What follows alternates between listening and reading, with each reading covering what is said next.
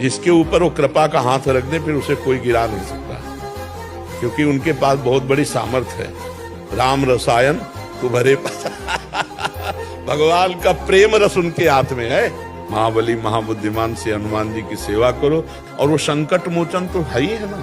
जो उनकी शरण में आ जाए तो संकटों का निवारण होकर भगवान के भी संकट का निवारण हो करते हैं। वो तो ऐसे संकट मोचन है, भगवान के भी संकट का निवारण करते हैं। हाँ, इसलिए अगर उनकी आराधना हो जाए तो कौन सा संकट ऐसा है जो टाल नहीं सकते हनुमान जी महाराज। चालीसा पढ़ो 100 और इसके बाद करो मनमानी आचरण, तो हनुमान जी महाराज कृपा नहीं करेंगे, क्योंकि हनुमान जी महाराज महाभागवत हैं।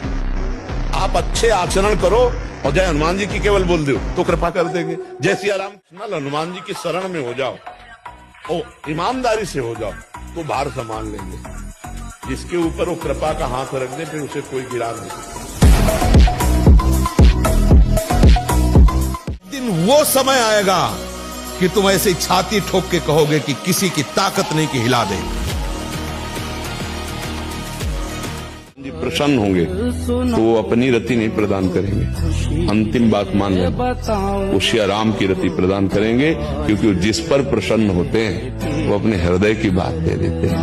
उनके हृदय में क्या है? राम रसायन, राम जी का प्रेम, वो उसको प्रदान कर देते हैं। और राम जी जिस पर कृपा करते हैं उसे हनुमान जी के चरणों में निश्चित प्रेम हो जाता है। जो हनुमान जी भगवान के चरण की उपासना करते हैं वही हमारे भी तो भगवान है। तो हम हनुमान जी ना सही, लेकिन हनुमान जी के चरण सेवक तो बन सकते हैं यार। ऐसे निराशा भरी मानव जिंदगी यार किस काम की। हनुमान जी को कोई जीव गिरा सकता है? साक्षात रुद्र हैं। भीम जी ने जब हनुमान जी से कहा कि पूछ हटा लो, तो कहा मैं बूढ़ा बानर तुम ही हटा दो। एक हाथ से उठाया, दोनों हाथ लगाए, पूरी ताकत लगा दी। हनुमान जी महाराज की तरफ देखने लगे, कहने लगे आप पवन पुत्र हनुमान हो सकते, दूसरा नहीं, क्योंकि पूरी ताकत लगा दी और पूछ ले उठा पा रहे। तब वहां उन्होंने कहा कि मुझे आपका रूप देखना है, वो जो लंका में, उनका तुम नहीं देख पाओगे। तो प्रभु हनुमान जी देखते देगा ऐसा विकराल कि भीम जी थर थर कांप रहे थे। तो जीव कोई हनुमान जी को घूंसा मार सकता है?